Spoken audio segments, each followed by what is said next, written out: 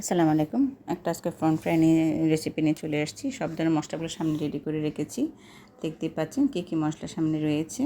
তো একে একে সবগুলো মশলা দিয়ে চিংড়ি মাছের সাথে আমি করে নেব, রেডি করে নেব। চিংড়ি মাছটা এখন আমি ধুয়ে কেটে বেছে নিয়েছি। এখন একটু মাঝখান দিয়ে একটু কেটে একটু হালকা কেটে কেটে দিব, যেন সব ধরনের মশলাগুলো চিংড়ি মাছের সাথে লেগে যায়।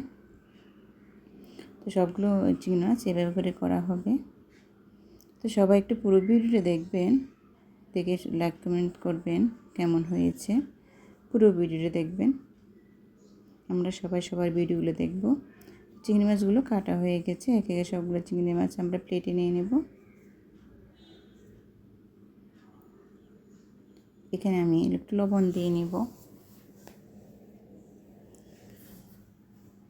একে একে সব ধরে মশলাগুলো দিয়ে নেব। এখন গোলমরিচের গুঁড়ো দিলাম, লাল গুঁড়ো মরিচ দিব, সয়া সস দিব,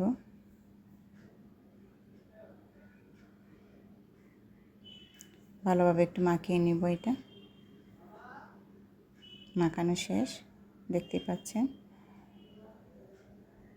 এখন এখানে একটু কর্নফ্লাওয়ার দেব আর ময়দা দেব, দিয়ে মাখিয়ে নেব।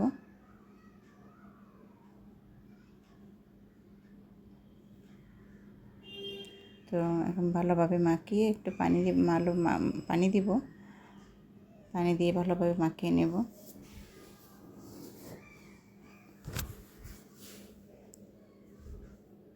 এটা মাখানো শেষ হয়ে গিয়েছে। তারপরে একটা সেট করে রাখবো। তারপরে একটা প্লেটে আমরা একটু নিয়ে নেব, ব্রেড ক্রাম্ব নিয়ে নেব।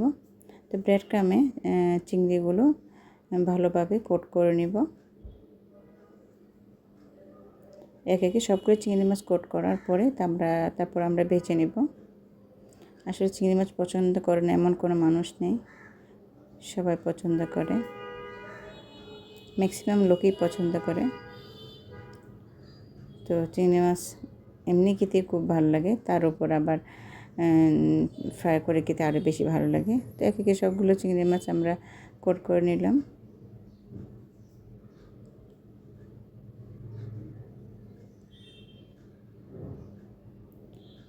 সব হয়ে গেল। রেডি হওয়ার পরে তারপর আমরা একে একে সবগুলো ভেজে নেব।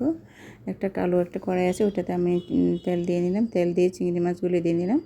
একে একে সবগুলো চিংড়িগুলো ফ্রাই করে নেব। তো যা ভালো লাগলে লাইক কমেন্ট করবেন, কেমন হয়েছে বলবেন। ধন্যবাদ সবাইকে, ভালো থাকবেন।